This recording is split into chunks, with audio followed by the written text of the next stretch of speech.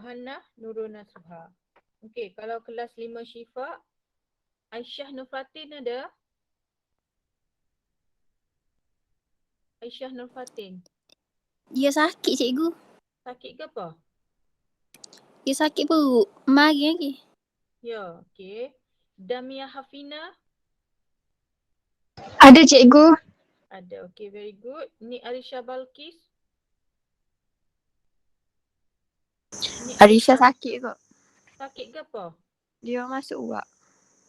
Okey. Ya, betul-betul. Dia ada bagi tahu cikgu dia sakit. Nurul Syamimi Ada cikgu. ada. Cikgu dah tekan admit bab boleh tak ni. Ada okey. Nur Amira. Ada cikgu. Okey. Okey, 5 Ilham. Afrina Akhtar.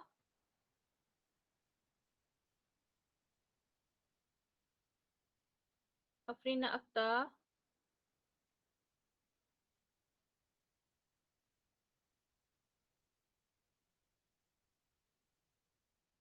Tak ada lagi deh.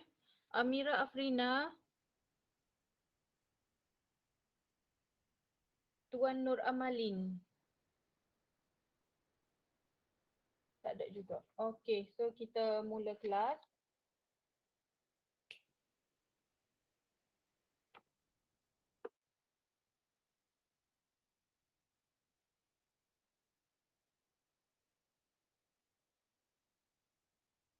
Okey, sebelum kita mula kelas lah, cikgu nak jemput Halili boleh baca doa? Baca doa ringkas-ringkas je. Halili?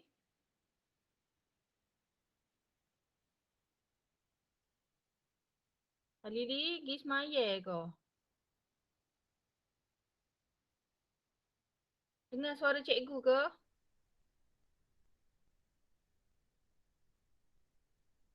Saya dengar cikgu. Okey, siapa nak baca doa? Dia baca doa ringkas-ringkas je.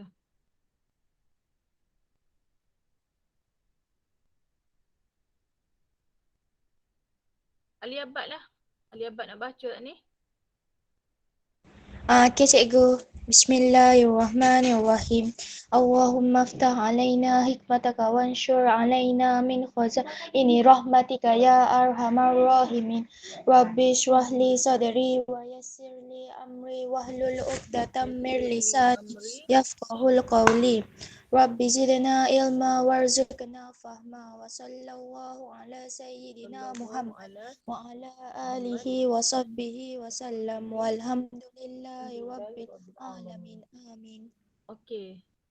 Okey, now kita nak sambung revisi MIPSM Terengganu 2021 kertas 2 esei.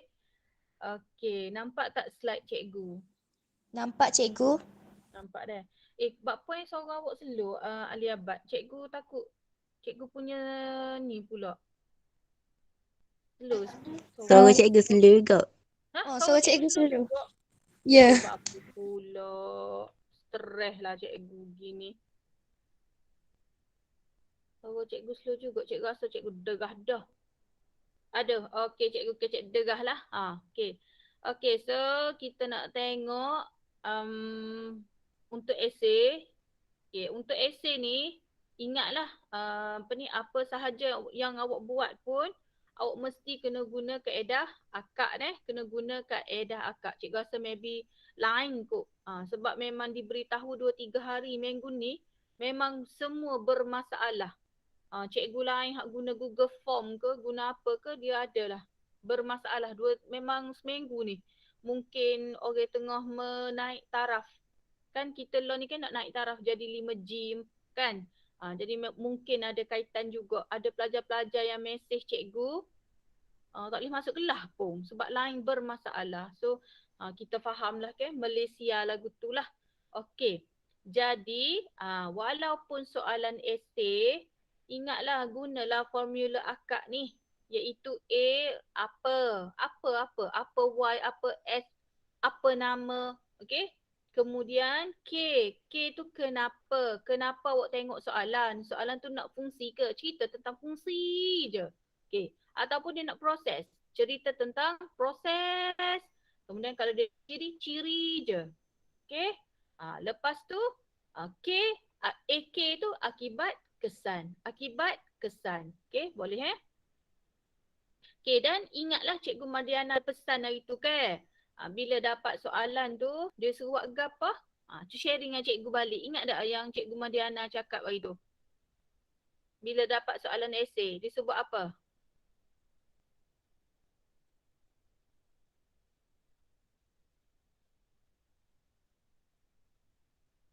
Dengar ke soalan Cikgu? Cikgu. Ingat tak apa yang Cikgu Madiana cakap hari tu? Dia kata bila dapat soalan esei kena buat apa?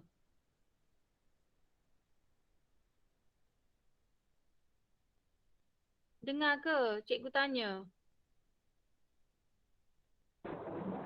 Ada yang Tengok faham tak? stimulai. Tengok stimulai. Tengok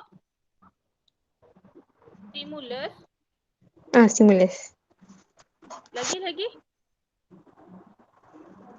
Ada ke? Tulis isi Cikgu Madiana penting. kata itu. Tulis isi penting. Tulis isi penting. Dia kata ambil masa berapa lama tulis isi penting? Dia kata 5 dia minit kata ke? tulis isi penting.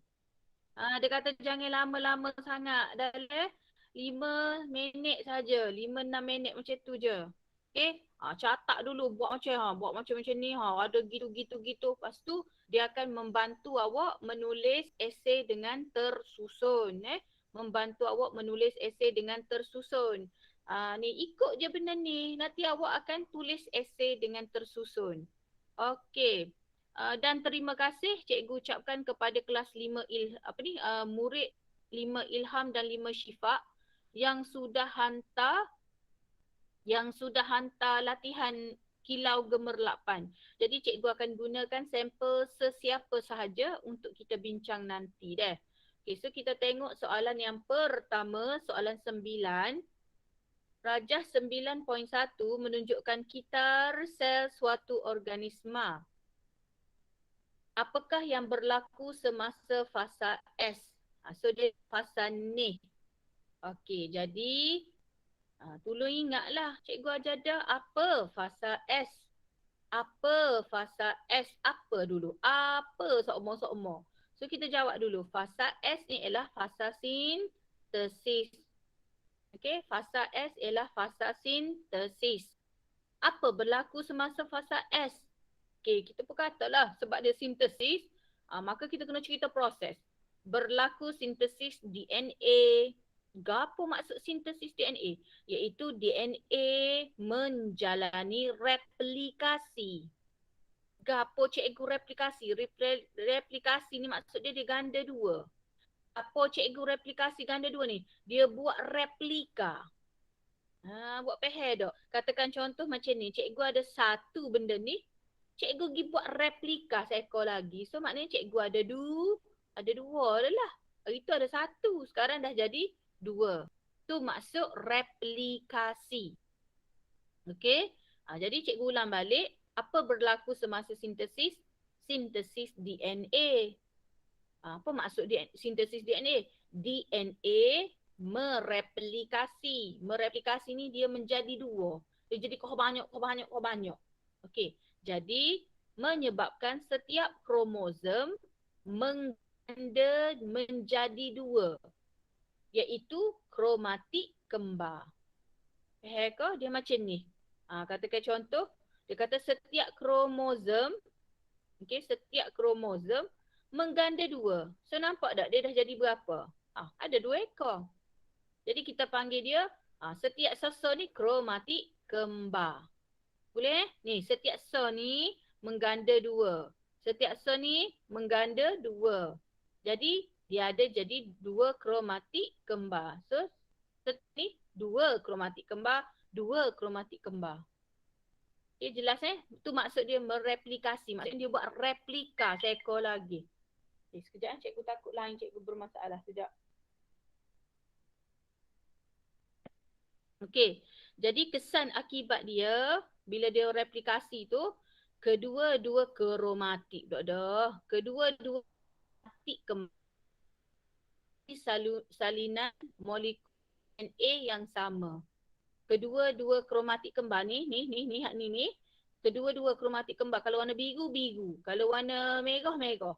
So dia mengandungi salinan molekul DNA sama. Cikgu dapati bila cikgu semak sampel jawapan murid, cikgu dapati awak ni terlalu terikat dengan markah. Awak terlalu terikat dengan markah. Awak terlalu, orang kata 2 markah kak 2 isi. 3 markah kak 3 isi. Jangan begitu. Jangan gitu. Sebab awak kena perlebihkan jawapan awak. Cikgu takut apa-apa jadi salah. Okey. Jadi kita cuba tengok jawapan Amni. Fasa S ialah fasa sintesis. So cikgu akan kurung, cikgu akan write 1 markah. Semasa di fasa S, sintesis DNA berlaku. Cikgu marking lagi 1 markah. DNA dalam nukleus menjalani replikasi. 1 markah. Setiap kromosom mengganda menjadi kromatik kembar. So Amni dapat 4 tetapi kerana 2 markah, maka kita akan tulis max 2 markah. Jelas ke?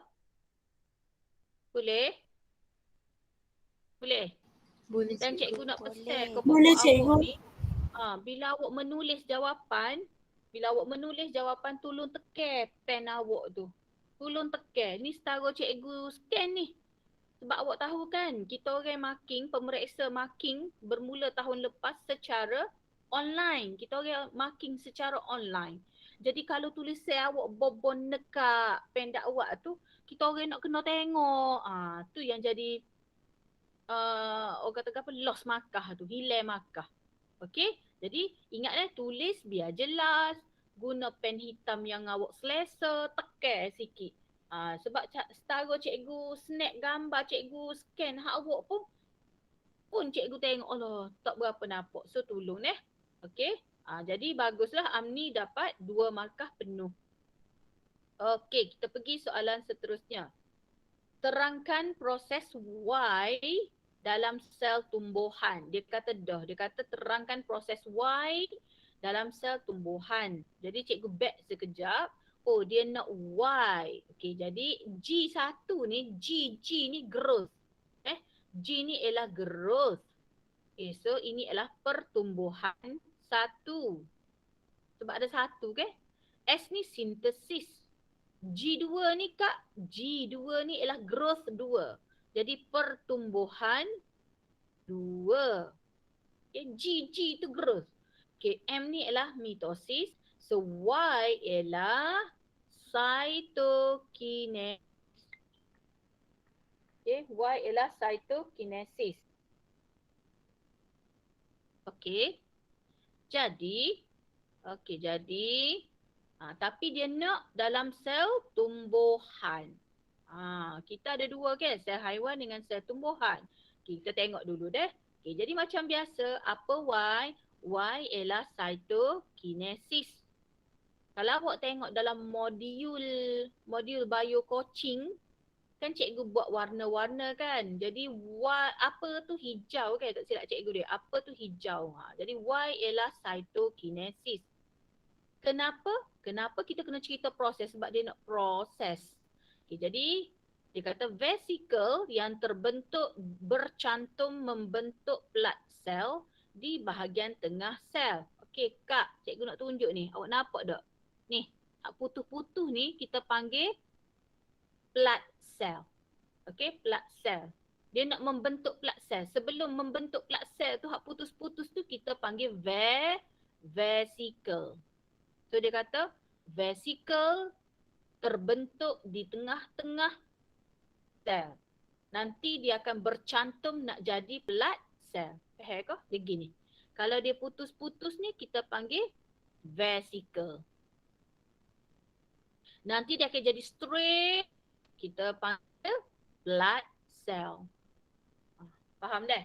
Jadi dia duduk mana? Dia duduk tengah-tengah sel. Okay. Nombor 2. Blood cell dikelilingi oleh membran plasma baharu. Okey, awak nampak tak? Nanti dia akan jadi sterik. Bila sterik, dia sudah membentuk membran plasma baharu. Apa cikgu membran plasma baharu? Awak nampak tak? Dia macam sempadan lah. Membran plasma ke sempadan. So dia macam nak bentuk dua sempadan. Nak membahagi antara dua. Bahan dinding sel baharu terbentuk di ruang antara plat sel. Awak nampak tak? Dia ni terbentuk dah macam dinding dah. Macam dinding dah ni. Okey, lepas tu dia straight dah ni. Dia makin panjang, makin lama makin panjang. Makin lama makin panjang dan bercantum dengan sebelah kanan, bercantum dengan sebelah kiri dan dia putus. Okey. Jadi dia pun terbentuk di ruang antara plat sel. Plat sel tu pun berkembang sampai ke arah luar sehingga cantum dengan membran plasma. Dia cantum ni. Awak pahal dia gini cikgu lukis kat awak dah. Mula-mula dia gini. Vesicle dulu. Lepas tu dia terbentuk plat sel. Lepas tu plat sel tu kohor panjang. Bercantum dengan membran alik ni. Lepas tu yang alik ni pula membran ni bercantum dengan belah ni pula. Sampailah dia putus. So bila dia putus, menghasilkan dua sel anak. Okay, menghasilkan dua sel anak. Kalau awak tak percaya dengan cikgu cakap, awak ambil sehelai kertas, awak garis dulu. Awak buat putus. Lepas tu awak ambil pen, awak garis. Garis, tidak soyok terkoyok tengah tu. So, putuslah kertas awak. Okay, jadi kertas awak akan berpisah jadi dua helai. Faham ne? Tu cara sel tumbuhan melakukan cytokinesis. Sebab apa cikgu dia kena buat macam ni? Sebab dia ada dinding sel. Tu yang payah tu. Dia kena ada terbentuk vesicle dulu. Vesicle kemudian jadi plat sel. Lepas tu plat sel akan panjang jadi membran sel baru sampai dia jadi bersambung dengan membran sel sehingga dia putus. Okay, jelas kena hafal sikit ni. Okay. Now, cikgu ambil jawapan Amni dulu. Okay, Amni kata proses Y ialah proses cytokinesis, satu markah. Pembahagian sitoplasma berlaku, membran plasma mencerut. Mikrofilament terdapat.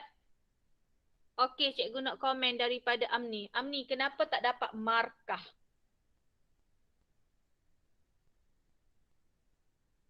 Sebab ni sel haiwan kau. Yes. Sebab Amni menceritakan tentang sel haiwan. Cikgu nampak lagi ni, mencerut.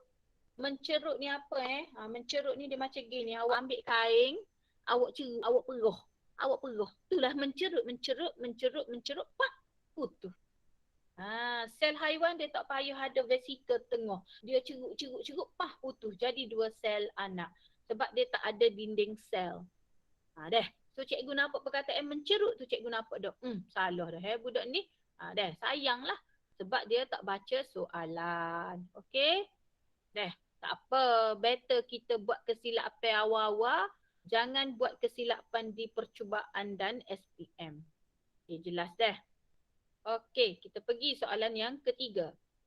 Rajah 9.2 menunjukkan satu teknik yang digunakan oleh seorang peladang untuk menghasilkan lobak dalam jumlah yang banyak dalam masa singkat. Dia kalau banyak jangka masa singkat,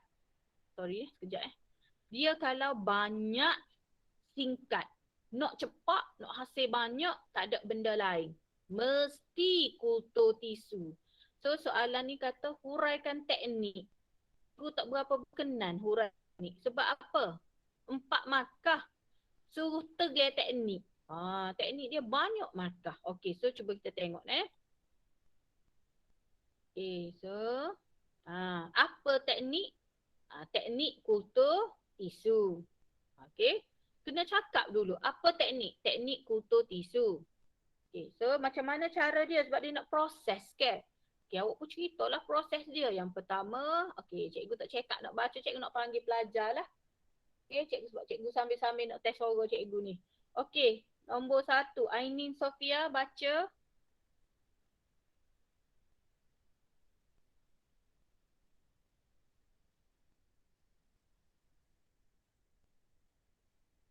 Nombor 1, Ainin Sofia baca. Saya rasa Ainin Sofia ada saat ni. Tak ada. Ainin?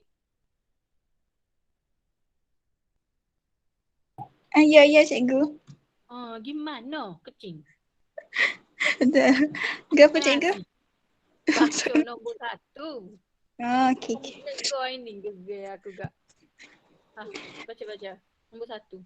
Cebisan tisu atau explant diambil daripada tumbuhan induk seperti tisu meristem, tunas pucuk, tunas sisi, daun, hujung akar dan dipotong kepada saiz yang kecil. Okey, jadi awak kena ambil cebisan tisu sikit je. Ambil sikit je daripada lobak tu. Okey, lobak awak ni. Tapi awak nak sikit je. Sikit je. Ambil sikit je. Ambil sikit sahaja cebisan tisu atau kita panggil dia explant. Okey. Ikutlah nak ambil tisu meristem ke, tunas sisi ke, tunas pucuk ke, daun ke, hujung akar ke, dan kita potong lagi menjadi saiz yang lebih kecil. Okey, nombor 2. Cikgu nak Nik Nur Ainzurin. Nik Nur Ainzurin.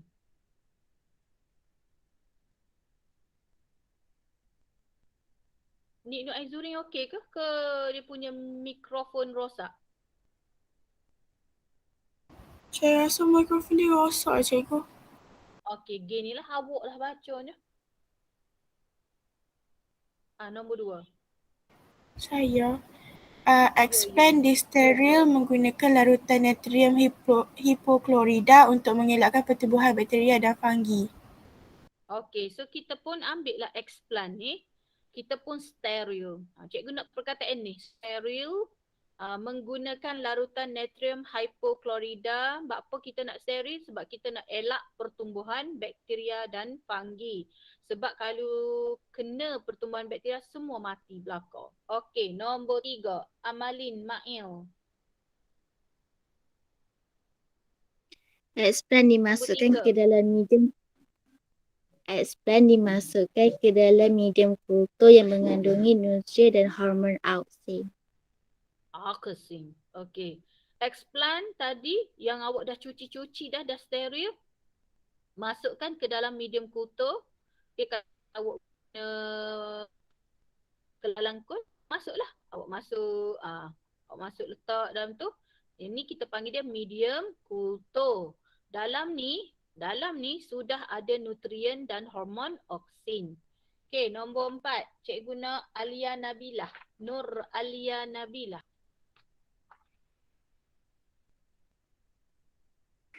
Diletakkan di dalam incubator pada suhu 30 hingga 37 Celsius dan pada pH yang optimal untuk beberapa minggu. Okey, kemudian kita ambil lah ni. Awak pun letak dah banyak kelangkun. Dah letak. Awak kena letak dalam incubator pada suhu 30-37 dan ada pH yang optimum untuk beberapa minggu. Okey, nombor 5. Siti Nur Syamimi. Sel membahagi secara mitosis untuk menghasilkan sekumpulan tisu yang belum membeza, kalus. Sel membahagi, kemudian nanti sel tu akan membahagi secara mitosis untuk menghasilkan sekumpulan tisu. Jadi sel tu dia akan buat 2, lepas tu ni 2, ni 2. Banyak, nanti dia akan jadi sekumpulan tisu yang belum membeza, kita panggil kalus. Okey, nombor 6. Wan Nur Alia Nabilah. Nombor 6.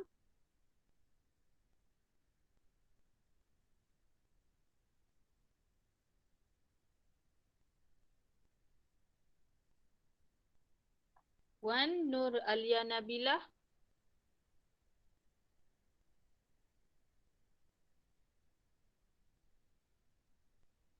Gimana berlakon ni Ke cikgu yang tak dengar suara? Altilah. Nombor 6, Atilah. Kalus terus membahagi dan membeza membentuk pucuk dan akar. Nanti kalus tu dia pun membahagi lalu keluarlah pucuk dan akar. Nanti keluar pucuk, keluar akar. Okey, nombor 7, Aina Syafika. Pucuk yang terbentuk dirawat dengan nutrien yang menggalakkan pertumbuhan. Okey, pucuk yang terbentuk dirawat dengan nutrien untuk menggalakkan pertumbuhan. Okey, kita pun nak suruh dia bertumbuh lagi. Okey, nombor 8, Halili. Halili cikgu panggil dah tadi Zatil Hanan. Yes. Okey. Membentuk platelet anak pokok yang banyak. Okey, nanti dia akan keluar ni banyak-banyak ni, kita panggil dia plantlet, iaitu anak pokok yang banyak-banyak. Okey, kemudian nombor 9, anak pokok yang sudah berakar dipindahkan ke tapak semayan dan disimpan di persekitaran yang kita tanam dalam kawasan rumah hijau dulu. Lepas tu bila dah nampak dia sesuai, dia dah besar, dari satu pokok induk beratus-ratus anak pokok yang seiras dari segi bilangan kromosom, kandungan genetik, ciri fizikal akan terhasil. Ingat dia akan sama benda. Iaitu dia sama bilangan kromosom, kandungan genetik dan ciri fizikal. Okay, so now cikgu back balik. Cikgu nak tengok ke jawapan Ain Syamimi. So Ain Syamimi, cikgu rasa Ain Syamimi ni dia terikat dengan markah sebenarnya. Sebab tu cikgu kata jangan tengok markah. Yelah tengok markah tapi terikat ni. Sebab tu nampak sikit je pendek. Okay, teknik tersebut ialah teknik pengkuturan tisu, satu markah. Explant yang disteril dipindah masuk ke dalam kelalang berisi kutu. Sel mula membahagi secara mitosis dan membentuk kalus. Sel-sel dalam kalus menjadi embrio dan seterusnya menjadi anak tumbuhan. Anak tumbuhan dipindahkan ke pokok ni untuk ke tanah. Okey, sekejap cikgu tengok ni. Explant yang disteril. Steril guna apa? Untuk apa? Pindah masuk dalam medium kutu ada apa? So cikgu tak boleh nak beri markah yang lain. Tapi dia dapat 4 markah. So 4 markah. Jelas Sepatutnya dia buat guna apa? Steril guna apa? Larutan natrium hypochlorida. Pindah masuk dalam kelalang kun tu ada medium kutu. Medium kutu ada apa? Ada nutrien, ada oksin. Okay, biarlah kita tulis biar lengkap. Okay Okey, seterusnya. Terangkan kelebihan teknik tersebut. Okay, dia nak 2 markah deh. Okay, so kalau awak tengok ni, ni semua ni isi cikgu belakang ni. Isi cikgu. Cikgu cari apa kebaikan teknik kutu. Okay, tengok dulu. Kebaikan dia ialah proses awal pertumbuhan dilakukan dalam keadaan steril. Okay, kita kena buat dalam steril. Jadi menyebabkan kurang berlaku jangkitan penyakit. Tumbuhan yang terhasil tidak kehilangan ciri genetik yang dimilikinya, iaitu kualiti genetik terpelihara. Maknanya kalau awak kultur lobak warna purple, awak akan dapat lobak purple lah belakang. Tak ada warna merah. Maknanya ciri genetik itu memang sebiji serupa. So tidak hilang. Okay, banyak tumbuhan baru boleh dihasilkan dalam jangka masa pendek. Awak mesti dah hanya memilih tumbuhan yang berkualiti tinggi sahaja untuk dikutukan, mengurangkan trait genetik rosak, tumbuhan lebih cepat, tidak memerlukan ejen pendembungaan, daya rintangan terhadap serangga perosak patogen penyakit tinggi. Jadi bila semua tanam guna kultur tisu, menambahkan hasil bekalan makanan sedunia. Semua ciri-ciri baik daripada tumbuhan induk dapat dikekalkan pada anak pokok. Anak pokok boleh dihasilkan sepanjang tahun. Kita boleh buat sokmo, boleh tanam sokmo guna kaedah kultur tisu, tak payah tunggu musim. Menghalang kepupusan spesies. Kalau ada spesies-spesies yang nak pupus, saintis guna kaedah kultur tisu lah untuk banyakkan pokok tu. membantu proses pembiakan bagi pokok-pokok yang jenis unisex, yang ada bunga jatai saja. Pokok ada bunga tina saja. Jadi dia payah sikit nak bersenyawa tu. Okay, so kita tengok jawapan Aisyah Mimi dan Amni. Okay, Aisyah Mimi kata dapat menghasilkan baka tu tanaman yang baik dalam masa singkat. Satu markah tanpa melibatkan pembiakan seks. Tanpa melibatkan pembiakan seks.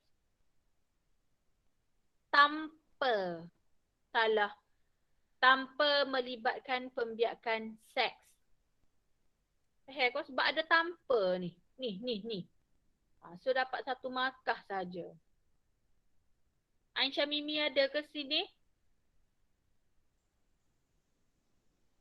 Aisyah Mimi? Tak ada. Kena tahulah ni sebab ada perkataan tanpa ni.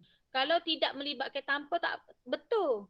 Sebab dia kata tanpa melibatkan pembiakan seks. Dia sepatutnya tanpa melibatkan pembiakan seks.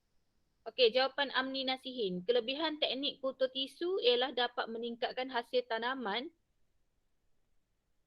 Dia sepatutnya kena tambah sikit ni. Dapat meningkatkan hasil tanaman dalam masa singkat.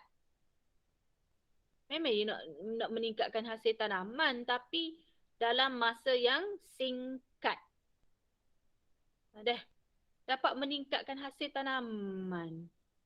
Kalau dia tambah sikit lagi sedunia ke macam mana dan dapat menghasilkan anak pokok yang mempunyai ciri-ciri yang diingini. Ciri-ciri yang diingini. Ciri-ciri yang diingini. Boleh ke Sepatutnya kata dapat menghasilkan anak pokok yang mempunyai ciri-ciri terbaik yang diingini. So kosong markah Amni. Amni kena belajar tulis ayat biar spesifik. Maknanya kalau awak kata anak pokok yang mempunyai ciri yang diingini, ciri gana hak dia nak, mesti dia nak ciri yang terbaik. Kalau meningkatkan hasil tanaman, kita bukan setakat nak meningkat hasil tanaman saja, kita nak banyak tapi cepat. So kosong markah. Hati-hati dengan penulisan Okey. Habis soalan ini. Okey, kita pergi kepada soalan C. Rajah 9.3 menunjukkan sel P dan sel Q. Okey, P, Q. Terangkan perbezaan antara pembahagian, dia nak perbezaan antara pembahagian sel P dan sel Q. So cikgu tengok sini. Okey. So P ialah mitosis. Yang ni awak nampak tak ada putih sekerak, ites sekerak. Dia kalau putih sekerak, ites sekerak, meiosis. Okay dah? Berlaku pada apa mitosis? Berlaku pada sel soma.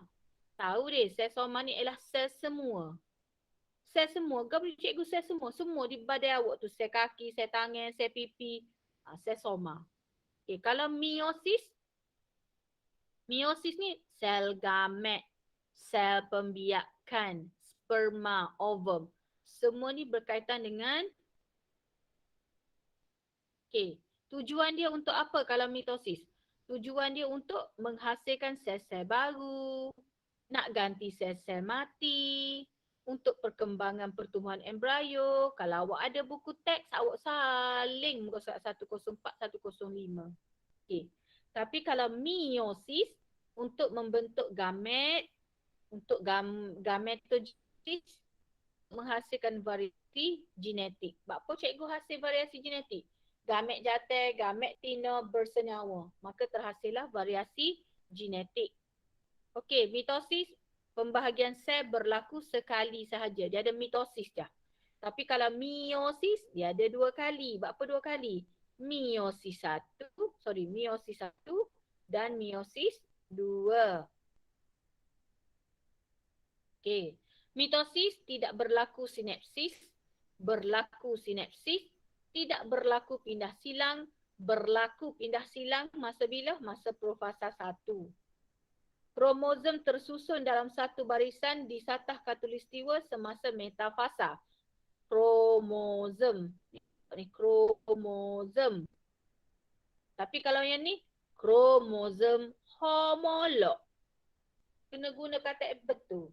Kromosom homolog tersusun di satah khatulistiwa semasa metafasa 1. Lepas tu dia kromosom homolog. Okey, kemudian kromatik kembar berpisah ke kutub bertentangan semasa anafasa. Nampak? Kromatik kembar berpisah. Gapo cikgu kromatik kembar ni? Kromatik kembar ni. Dia berpisah. Seko gikok tu, seko gikok ni, so dia akan jadi macam ni. Sebab tu kita panggil dia kromatik kembar berpisah. Okay. Kalau yang ni kromosom homolog berpisah. So you nampak tak? Tadi kromosom homolog, sekarang dia sudah berpisah. Okay. Akhirnya dia akan menghasilkan 2 sel anak. Yang ni menghasilkan 4 sel anak. Berapa 4 sel anak? Meiosis 1 hasil 2 sel anak. Meiosis 2 hasil 4 sel anak. So jawapan dia 4 lah. Bilangan kromosom sel anak ialah diploid. Bilangan kromosom sel anak ialah haploid. Separuh. Okey, tidak menyebabkan variasi genetik, menyebabkan variasi genetik. So, genetik anak sama dengan induk, genetik berbeza sebab ada variasi genetik. Okay, so kita tengok sampel jawapan, cikgu ambil jawapan Ain Syamimi. Okay, so dia kata P mitosis, meiosis. 1 markah. Berlaku di sel soma, berlaku di sel pembiakan, 1 markah. Menghasilkan sel baharu untuk pertumbuhan dan membaiki tisu rosak, menghasilkan gamet, 1 markah. Membahagi sekali, membahagi 2 kali, 1 markah. Sinapsis berlaku, sinapsis tidak berlaku, sinapsis berlaku. Okey, 1 markah. Pindah silang tidak berlaku, pindah silang berlaku bila? Okey. Menghasilkan 2 sel anak, menghasilkan 4 sel anak. Diploid, bilangan sel sama, haploid, okey 1 markah.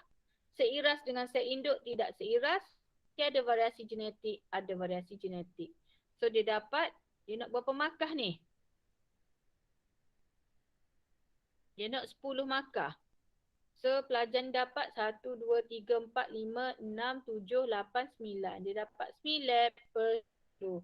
Salahnya di sini, tak cakap. Profasa 1. Okey, ada apa-apa nak tanya setakat ni?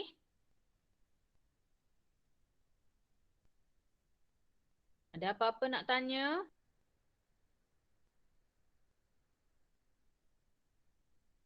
Awak masih bersama cikgu ke? Cikgu. Ya, cikgu. Masih ada deh? Cikgu risau juga sebab kadang-kadang lain deh. Sebab tu cikgu tanya tu lain-lain. Kadang-kadang cikgu bercakap sore dah tengok mampu dah. Cikgu gak kecek lah. Okey. Soalan 10. Rajah 10.1 menunjukkan struktur otak manusia. Ni tolong baca deh. Mungkin ada dalam PBD 2 ni. Tolong baca tajuk ni. Okey. Berdasarkan rajah 10.1, namakan struktur berlabel P. Kena namakan dulu. Okey. Dengan menggunakan satu contoh. Dengan menggunakan satu contoh hormon yang dirembeskan. Kena royak contoh dulu. Terangkan mengapa P dikenali sebagai kelenjar tanpa duktus dan kelenjar utama. Kalau awak perasan, awak ada 4 tugasan. Ada 4 kerja. Gapo 4 kerja? Sekejap cikgu cek. Cikgu ni bimbang kalau mesej masuk. Cikgu takut pelajar kata cikgu kecek sore. Okey. So, dia nak 4 tugasan. 1, awak akan P. Yang kedua, awak kena beri contoh. Beri satu contoh. Yang ketiga, awak kenapa dia kelenjar tanpa duktus? 4, awak kena cari kenapa dia kelenjar utama. Ada 4 tugasan. That's why markah dia 4. Okay, so jadi P ialah kelenjar pituitari. Okay, P ni kelenjar pituitari. Satu contoh, ikutlah nak ambil ADH ke, oksitoksin ke, LH, GH, ACTH, TSH, FSH. Mana-mana, boleh belakang.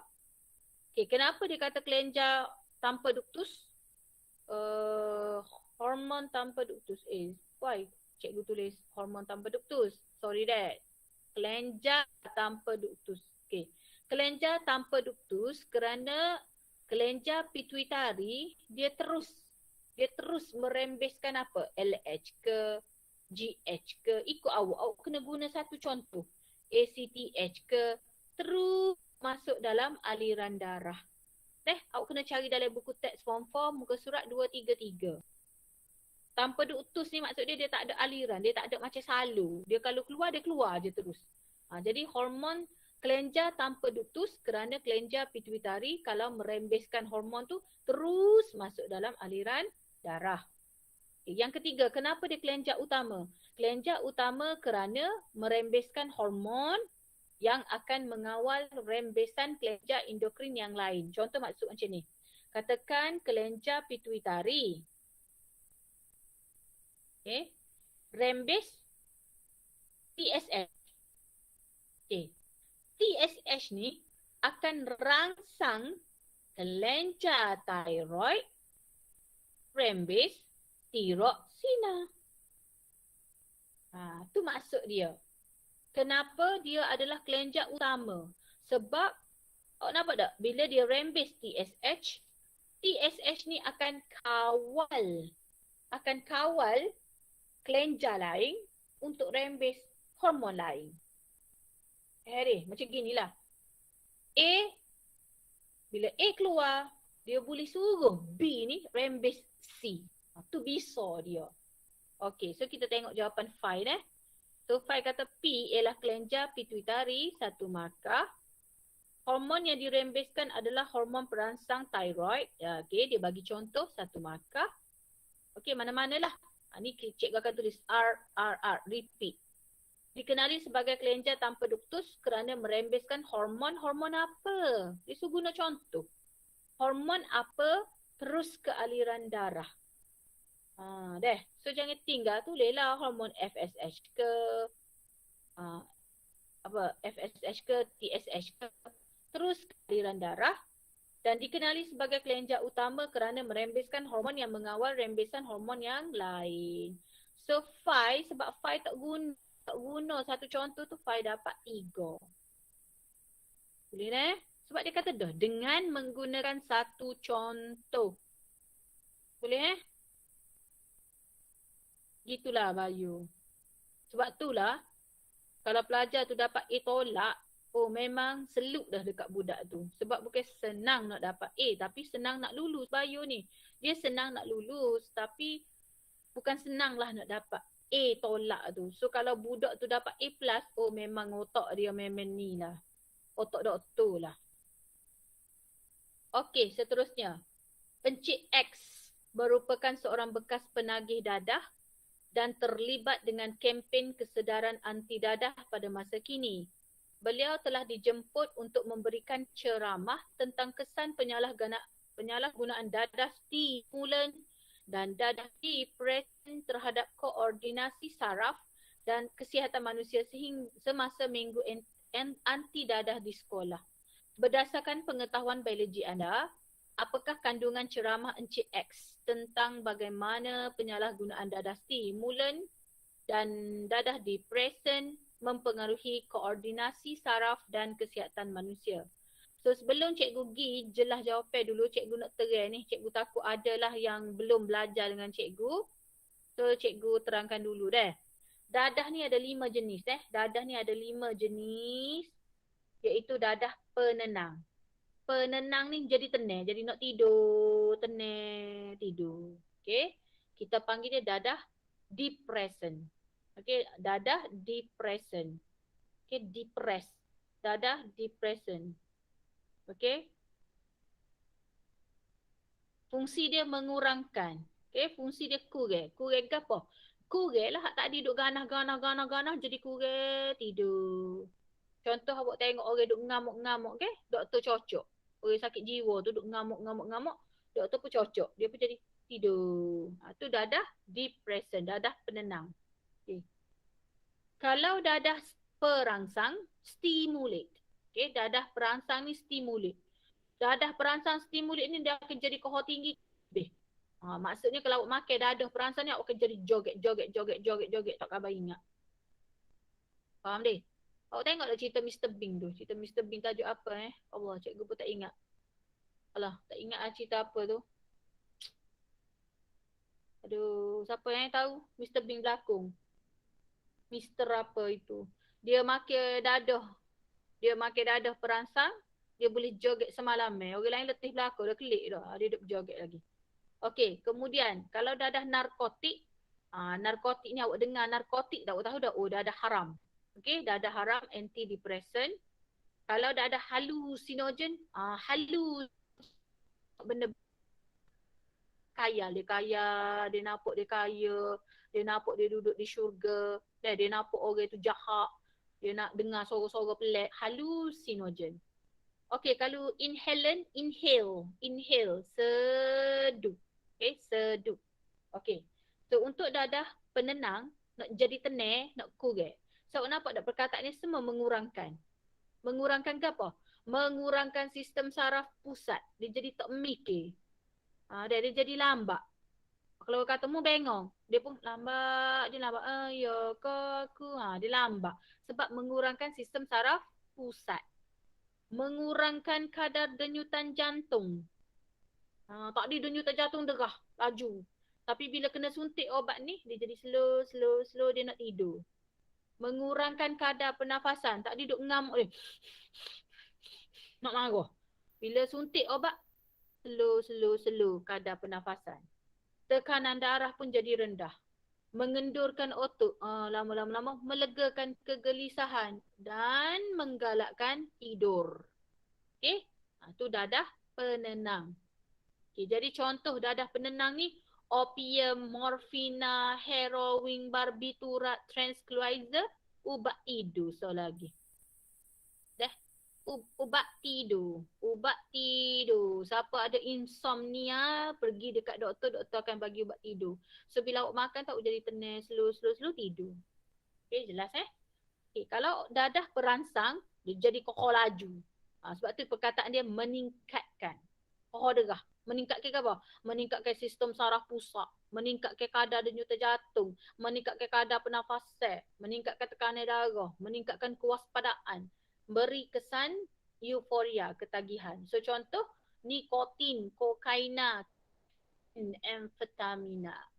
Awak tahu kafein ni? Kafein ni ada dalam Milo, ada dalam Nescafe, ada dalam teh, ada dalam kopi. Sebab tu bila awak minum kopi, awak tak mengantuk. Sebab apa tak mengantuk? Sebab awak dah meningkat dah aktiviti sistem saraf pusat. Jadi duk mikir, otak jadi cepat mikir. Kadar denyutan jantung, kadar pernafasan, tekanan darah. Jadi tak mengantuk lah. Jadi pun awak pun bolehlah berjaga 4-5 jam lagi. Okay. Lagi ke apa lagi? Apa lagi? Nikotin dalam rokok. Sebab tu awak tengok orang yang tak dapat idea dia isap rokok. Sebab nak suruh mari idea. Kalau awak tengok orang mengantuk kan, dia berhenti dia isap rokok. Tak swing mengantuk kalau dia drive. So dia isap rokok lah. Dalam rokok tu ada nikotin, dadah perangsang. Okey, narkotik. Narkotik ni dadah haram lah. Okey, morfin, heroin, kodaina. So dia ni menghilangkan kesakitan, mengurangkan tekanan, keresahan, tindakan agresif. Kesan sampingan dia jadi mengantuk, muntah, masalah pernafasan. Awak tengok tak cerita Rambo, cerita polis ke apa, cerita askar ke, bila dia cedera, dia nak rawat sendiri, dia akan bubuh morfin. Dia pun jahit sendiri luka dia. Okay, sebab dia menghilangkan kesakitan. Okay, dah ada halusinogen, dia akan jadi berhalusinasi. Nampak kokse-kokse, suruh bunuh orang lah apa semua tu.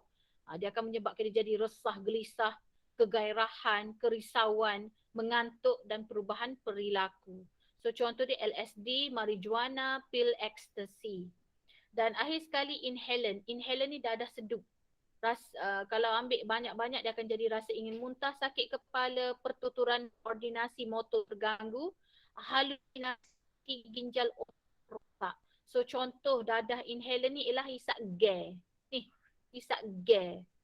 Penghilang kuku. Ada orang hisap penghilap kuku tu. Dan cecair tina. Okay, so jelas semua tu adalah jenis dadah. Okay, so now soalan ni dia nak 2 jenis dadah. Okay, jadi dia nak kesan ke? Dia nak suruh kesan. So kesan dia bila ambil dadah stimulit. Stimulit ni kohor tinggi. Jadi kalau ambil banyak-banyak menyebabkan ketagihan, meningkatkan, dia meningkatkan aktiviti sistem saraf, mempercepatkan proses pemindahan impas saraf, meningkatkan kesan bahan kimia di dalam otak, meningkatkan perasaan euforia, keseronokan sementara diikuti dengan kemurungan, meningkatkan denyut jantung, meningkatkan tekanan darah, mengecilkan salur darah, meluaskan salur pernafasan. Okey, semua jenis meningkat belakang. Okey. Kalau dadah depression ni mengurangkan melambatkan aktiviti otak, melambatkan aktiviti sistem saraf, melambatkan pemindahan impas saraf. Dadah depression memusnahkan neurotransmitter, memperlahankan aktiviti normal badan, mengurangkan tekanan darah, merendahkan denyutan jantung, merendahkan kadar pernafasan, dan jika ambil berlebihan boleh menyebabkan kematian. Sebab tu kalau makan ubat tidur banyak boleh mati. Okay, so kita tengok jawapan Najma. Dia nak apa Najma? Cikgu lupa soalan tadi. Dia nak persamaan ke Najma?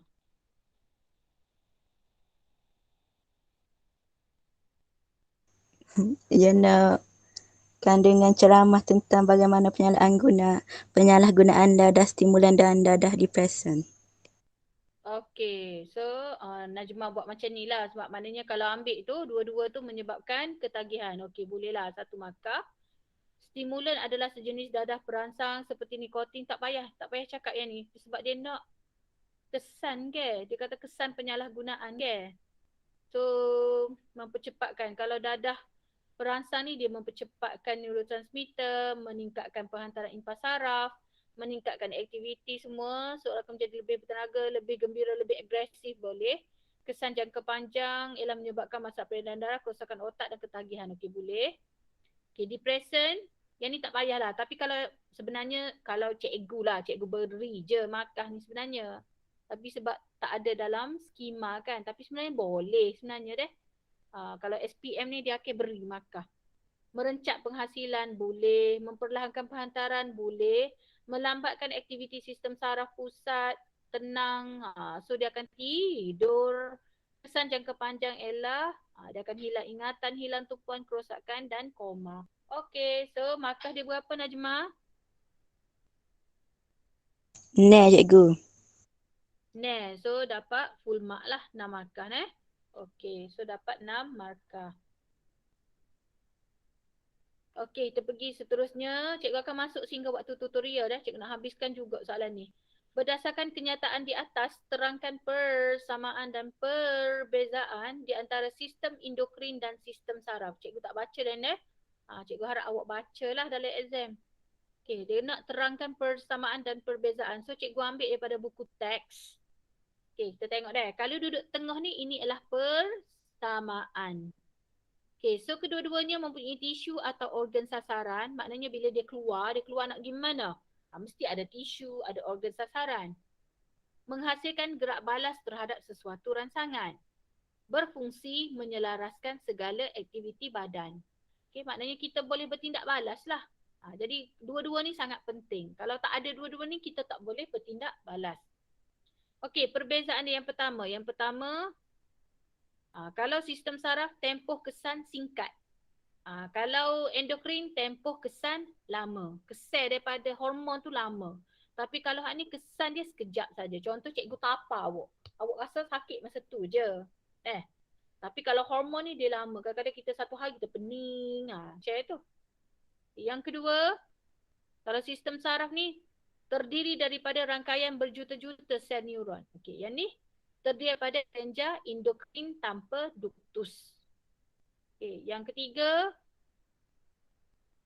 utusan dihantar dalam bentuk impas elektrik melalui neuron. Dia bawa oleh neuron dalam bentuk impas elektrik. Tapi yang ni utusan diangkut oleh bahan kimia organik iaitu hormon dan masuk melalui aliran darah. Yang keempat, gerak balas saraf adalah cepat dan serta-merta. Contoh cikgu tapa awak rasa sakit. Itu maknanya gerak balas cepat. Tapi yang ni gerak balas perlahan dan berpanjangan. Okey lagi. Kesan impas menghasilkan gerak balas satu organ saja. Tetapi yang ni kesan hormon menghasilkan gerak balas terhadap beberapa hormon. Dia akan melibatkan beberapa hormon. Okey lagi nombor 6. Media penghantaran impas elektrik adalah melalui neuron. Tetapi yang ni media penghantaran impas elektrik adalah melalui aliran darah.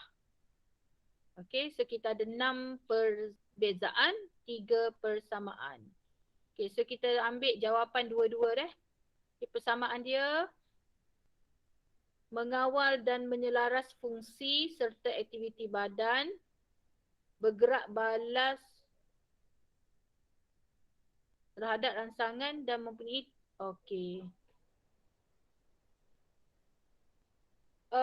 cuma cikgu nak tegur Fai kena tulis kedua-dua sistem.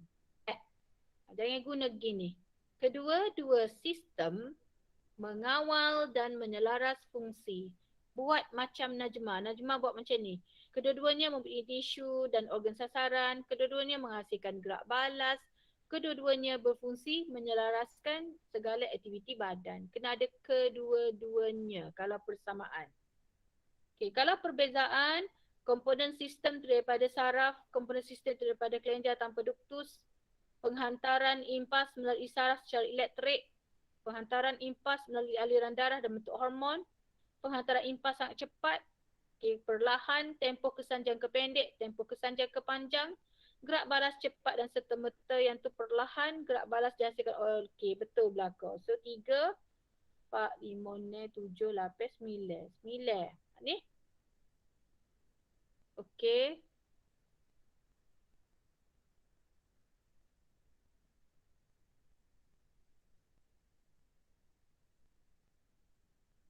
Okey, betul belakang. So 8 juga. Berapa markah dia ni? 10 cikgu. Kekurangannya di mana? Nanti check balik kekurangannya nanti you check sini. Nanti check meta. Sini ada 5, 6, 7, 8, 9. 9 juga cikgu pun.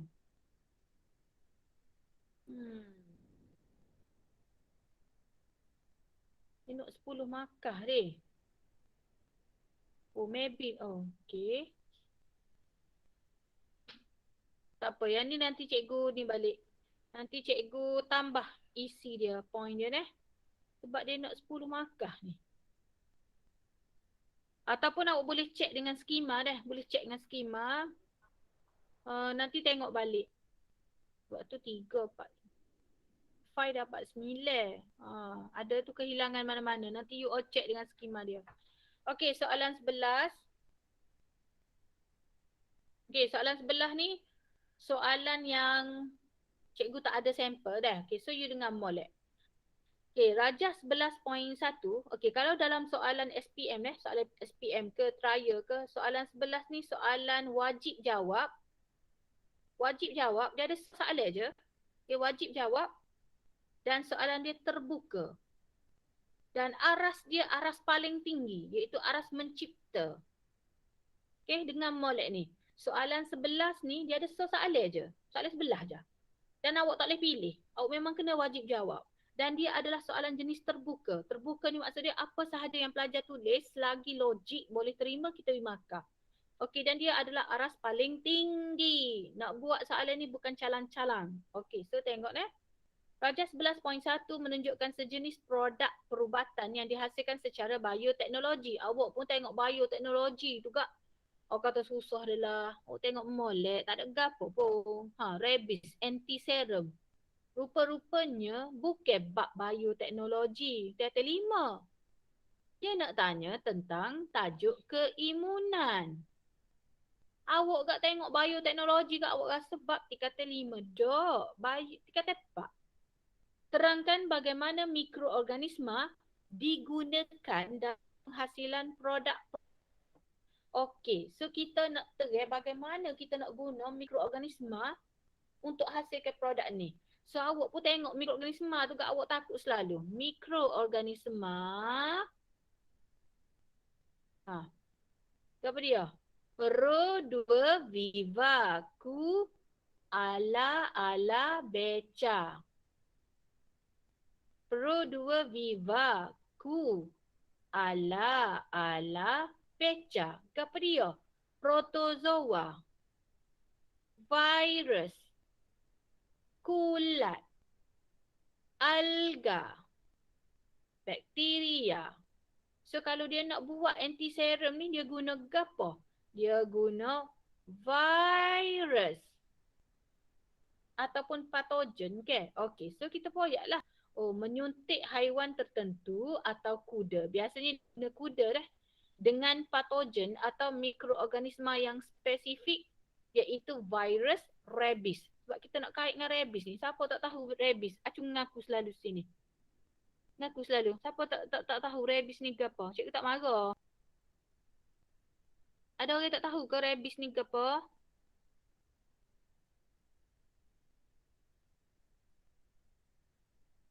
Liana Izati tahu rabies tu ke apa? Liana? Cikgu, Ya. penyakit anjing gila Liana. ke? Penyakit anjing gila kak. Penyakit anjing gila, virus rabies ni. Biasanya berlaku di Sarawak deh. Hak paling biasa berlaku lah hak semua masuk surat khabar. Sarawak dengan Perak. Sarawak dengan Perak. Awak tahu di law ni dia ada penyakit lain pula di Sarawak. Siapa tahu? Siapa baca surat khabar? Yang law ni. Dalam minggu ni dengan minggu lepas. Siapa tahu? Ada penyakit ke apa law ni selain pada virus COVID ni lah, penyakit COVID ni. Siapa tahu? Tak tahu. Kurang membaca ni. Dalam seminggu ni, minggu lepas lagi, lebih kurang 10,000 ekor babi ditembak. Terpaksa ditembak sebab ada penyakit apa, cikgu pun lupa juga, tapi penyakit lah sedang berlaku di Sarawak sekarang, merebak kepada babi-babi kinzeh di situ. Berlaku kepada kinzeh di situ. So terpaksa tembak sebab takut jadi macam GLE dulu. Ingat tak? GLE JE. Japanese encephalitis ke apa, tak ingat dah cikgu. Takut jakit ke manusia pula. Jadi sekarang ni selain pada kita ada COVID lah ni, di Sarawak lah ni. Okay, dah 10,000 dah kinzeh kena tembak. Okay, Cikgu, takut ditembak. Yes. dia tembak tu kinzeh hotel ke kinzeh ternakan? Kinzeh ternakan. Benda tu dah merebak. Maybe dia dalam minggu lepas lah cikgu baca tu. Setakat ni dah 10,000 dah. Okay. Sebab takut jadi macam yang penyakit nipah. Ingat penyakit nipah suatu ketika dulu yang mana dia serang kinzeh. Okay, lepas tu nyamuk dia. Lepas tu dia gigit orang pula manusia. Tu yang mati tu. Okay. Jadi untuk rabies ni dia untuk bukan setakat anjing gila deh. Kucing pun ada hak kena. Musang. Macam-macam lah kalau awak boleh Google. Okay, jadi caranya ialah menyuntik haiwan tertentu kuda dengan patogen atau mikroorganisma yang menyebabkan virus rabies. Maknanya kita cocok kuda tu dengan virus rabies. Kita cocok kuda tu dengan virus yang ada rabies. Okay, virus rabies. Nanti sel darah putih iaitu limfosit. Kita kena royak limfosit. Sel darah putih jenis limfosit kuda akan dirangsang. Dan bila dirangsang, limfosit kuda menghasilkan antibodi terhadap penyakit rabies. Kemudian kita akan ambil serum darah haiwan yang sudah ada antibodi dan kita pekatkan dan kita tuliskan, kita ekstrak. Maksudnya bila limfosit kuda tu dah menghasilkan antibody, nanti kita cocok ambil tubik antibody tu. Okay, kita ambil keluarkan antibody, kita tulenkan, kita simpan lah. Dan kita akan suntik ke dalam manusia, individu yang terkena dengan penyakit rabies tu. So biasanya kita guna untuk hasilkan antivenom. Yang ni untuk bisa ular. Macam ni jugalah cara dia. Antivenom, anti-tetanus ni kalau kena paku berkarat. Antitoksin ni kalau kena ikan pari-pari, labah beracun. Dah. Jadi antiserum ni digunakan untuk menghasilkan keimunan pasif buatan. Sebab apa? Sebab kita kena buat. Sebab apa pasif? Sebab kita terima siap-siap hak ada antibody dah. Kita terima tu hak ada antibody siap-siap dah. Dah. Okey. Seterusnya soalan B. Okey, dia bagi jadual rancangan pengimunan diberikan kepada bayi yang baru lahir sehingga berusia 2 tahun.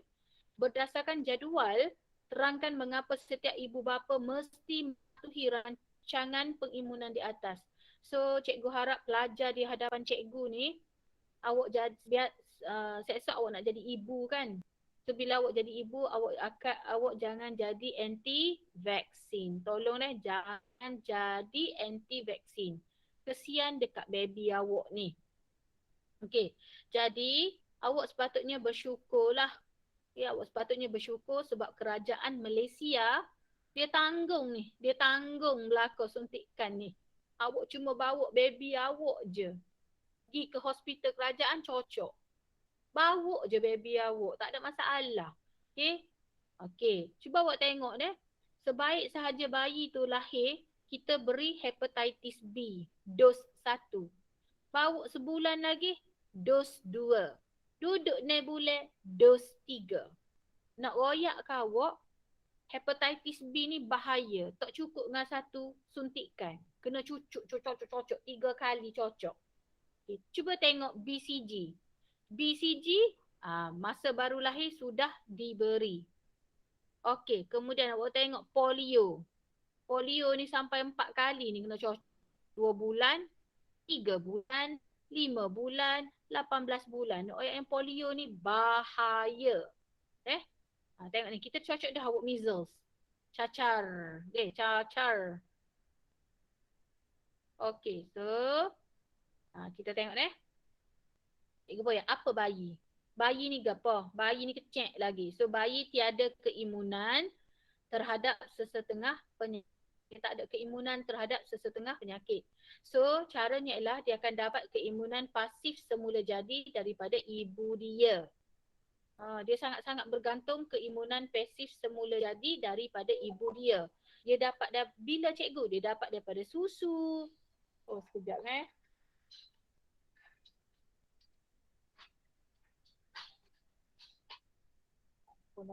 telefon lagi ni.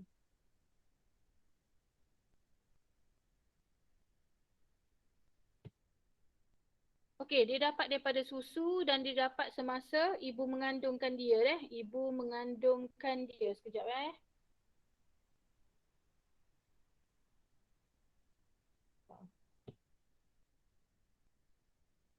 Okey. Okey, jadi dia terlalu berharap kepada mak dia. Jadi apa kita kena cocok dia? Sebab selepas 6 bulan, keimunan pasif semula jadi memang akan merosot. Sebab tu kita kena cocok dia tu. Menyebabkan bayi terpaksa disuntik dengan vaksin. Jadi kita suntik semua tadi tu yang awak dapat 1 bulan, 2 bulan tu semua tu kita suntik vaksin. Jadi vaksin ni bukan ubat Vaksin cikgu kata dah. Vaksin ni bukan ubat. Vaksin tu sebenarnya ada virus. Jadi yang cikgu duk cocok semua orang duk cocok COVID lah ni. Okey, duk cocok Sinovac apa semua tu sebenarnya bukan cocok obat. Cocok virus. Tetapi virus yang sudah mati atau lemah. Orang tak cocok lah virus hidup. Kalau cocok virus hidup hari ni cocok, esok matilah. Okay, so orang cocok virus mati atau lemah. Sebab apa cikgu duk cocok virus? Untuk memperoleh keimunan aktif buatan. Sebab bila kita cocok virus mampu, Bila cocok virus mati, limfosit darah putih awak akan menghasilkan body. Dan dia ambil masa nak hasilkan antibody. Contoh macam orang kena cocok Sinovac. Hari ni cocok, dia tak boleh gijal 14 hari. Sebab nanti 14 hari baru dia keluar antibody. Bukan kata cocok hari ni esok keluar dah antibody. Dah. Limfosit ambil masa. Tak silap cikgu kalau Pfizer 3 minggu. Dah. Bukan kata cocok ini esok degak dah Tak boleh. Sebab awak tengah lemah. Badan awak tengah lemah. Orang cocok masuk virus ke, awak kena duduk di senyap di rumah. Okey. Tujuan dia untuk memperoleh keimunan aktif buatan untuk mencegah dari jangkitan penyakit. Antigen atau bakteria yang disuntik merangsang limfosit untuk menghasilkan antibody. Dan kenapa kena cocok sampai 2 kali? Sebab dos pertama menggalakkan pengeluaran antibody yang perlahan. Nampak cocok mula-mula baru sikit baru. Okey, kali kedua. Dos penggalak kedua merangsang penghasilan antibody lebih cepat untuk mencapai melepasi keimunan. Antibody kekal dalam darah untuk masa yang lama dan memberi perlindungan terhadap penyakit. Jadi contoh vaksinasi yang kita beri kepada bayi, jangan guna hak COVID lah ni. Awak kata Sinovac lah semua tak boleh. Yang ni sebab dia nak bayi. Jadi kita beri kepada bayi BCG, hepatitis, polio, HPV ni pun tak boleh sebenarnya. HPV ni untuk orang remaja. Okey, ada nak tanya tak setakat ni untuk sini?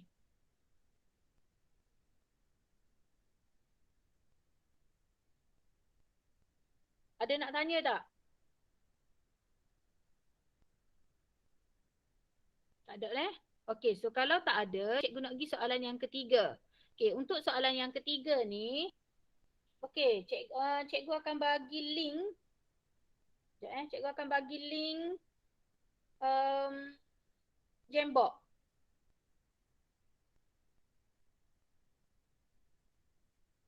Okey, cikgu akan bagi link Jambox dalam grup kelas. So boleh klik masuk, cikgu nak tengok jawapan Kita nak habis kelas dah ni, ada masa 10 minit. Sempatlah kita bincang sekejap jawapan ni.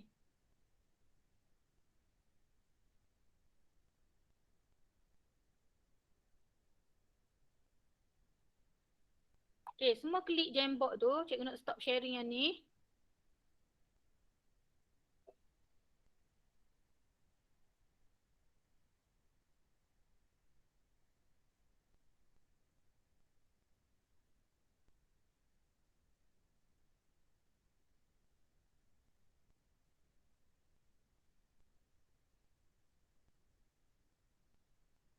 Okay, guna sticky note Guna sticky note.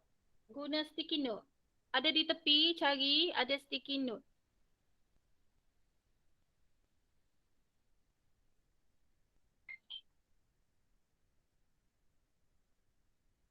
Cikgu nak tanya, cikgu dah share ni, tab ni. Nampak tak? Cikgu ni takut sebenarnya nak share ni. Nampak cikgu. Alhamdulillah. Dia hari tu dia beronah masa nazir juga. Ya Allah itu aku. Okay, so dia nak apakah langkah-langkah pencegahan yang disampaikan oleh Cikgu M nak cegah AIDS. Nak cegah AIDS. So now, cikgu nak awak guna sticky note di tepi. Nampak dia sticky note dia. Jumpa tak sticky note? Sticky note di tepi tu kak. Awak tulis nama awak bagi 1 poin ya cikgu. Cikgu nak pencegahan. Apakah langkah-langkah pencegahan yang disampaikan oleh Cikgu M? Cikgu Muni kot. Cikgu Muni.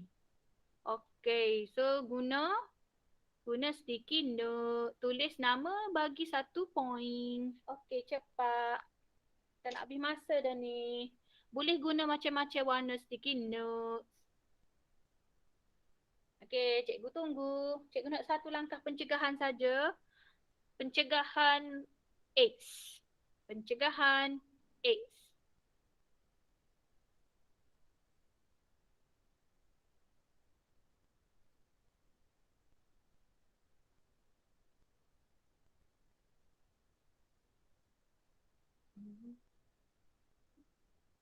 Tulis nama. Tidak berkongsi jarum. Siapakah itu? Tulis nama di bawah. Mimi ke, Syamimi ke, tulis nama deh. Lepas tu susun jangan tin deh. Susun jangan tin deh.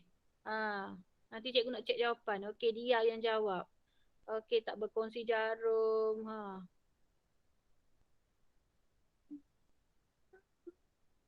Cikgu tunggu awak jawab.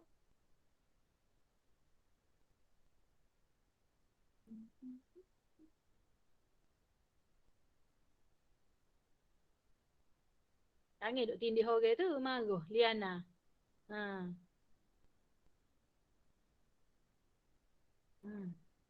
Siapa tu? Kalau dia guna sticky note kan cantik. Boleh pilih-pilih color you all nak. Jangan menagih dadah. Ganah Aino jawab. Tak bersek bebas. Tak bersek bebas. Marah cikgu BM lah. Aliyah. Tulis elok-elok Aliyah. Marah cikgu BM awak kan nanti. Siapa cikgu BM awak? Cikgu Amin kah dia? Jangan duduk tidih atas orang lagi. Akak sticky note awak tu susun di tempat yang lebih besar. Setia pada pasangan. Engkau memang seorang yang setia, Damia. Jangan menagih dadah. Tak Aduh, jangan duduk tindih orang tu. Angkat gilang tu siapa dia nak nulis besar doa tu. Orang suruh guna sticky note, ya nulis aduh. Tak ikut arah hesum tu. Tidak. Nak habis dah sekejap lagi. Nak habis dah. Siapa dia nulis tu?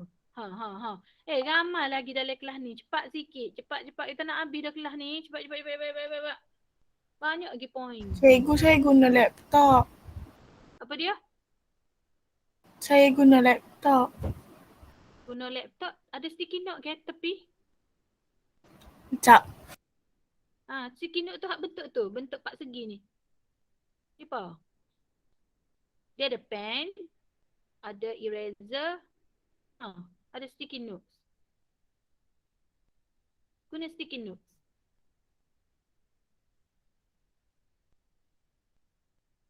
Comel susu. Hindari ubat terlarang. Mai Sarah, meme AIDS. AIDS ni berjangkit dengan ubat terlarang ke? Tu siapa angkat soalan aku tu?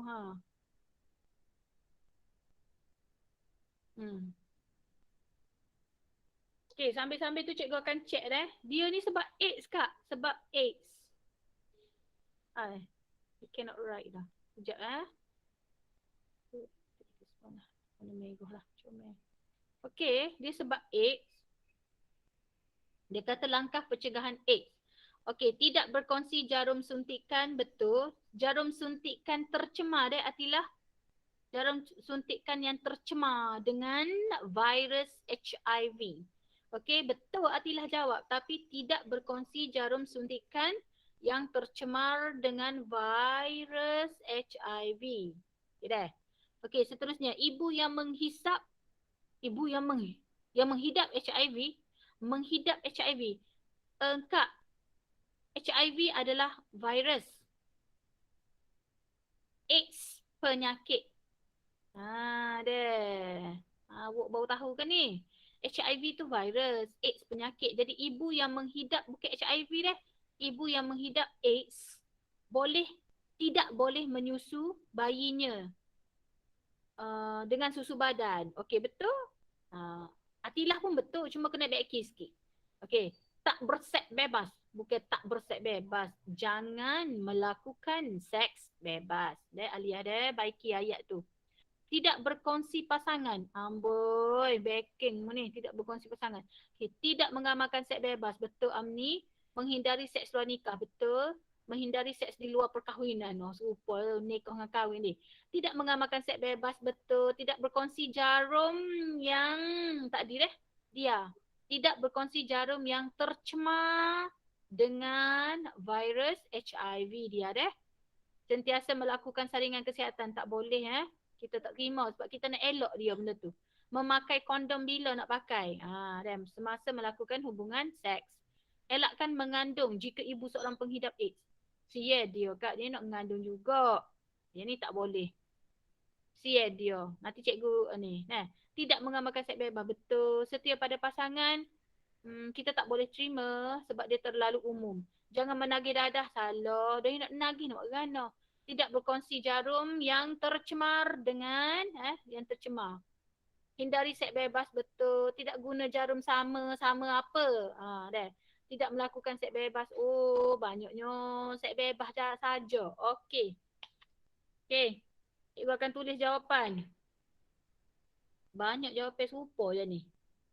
Okey. Memakai kondom semasa hubungan seks. Jawapan dia. Lagi nombor 2. Guna darah yang telah disaring semasa pemindahan darah. Guna darah yang telah disaring semasa pemindahan darah. Maknanya kalau kita nak pindah darah untuk orang kemalangan ke apa di hospital, dia akan saring, check dulu, dia scan dulu. Ada AIDS ke tak. Okey, seterusnya. Cikgu. Yes. Ya. Kan ada kan cara memakai kondom kan, ada hak lagi tu yang cecair tu. Kena hak letak di kemaluan perempuan sebelum buat tu. Itu tak jadi Kak. Hak tu hanya untuk sifilis je. Cikgu. Okey, lagi ibu penghidap tidak boleh menyusukan bayinya. Memang betul dia tak boleh menyusu. Betul ni. Tetapi kita beri contoh. Tetapi beri susu formula. Kita kena beri contoh. Kita kena cadai lah dia dah tak boleh menyusu anak. Tetapi beri susu formula atau guna khidmat ibu susuan. Atau guna khidmat ibu susuan. Boleh guna ibu susuan sebab dia tak boleh menyusu. Okey, lagi. Elak darah ibu daripada masuk ke dalam darah bayi semasa kelahiran. Masa dia nak beranak tu, kita memang kena jaga molek masa nak beranak. Jadi kita tak galakkan beranak normal. Jadi kita kata situ, jalani pembedahan cesarean. Ni soalan tahun lepas ni, soalan SPM. Jalani pembedahan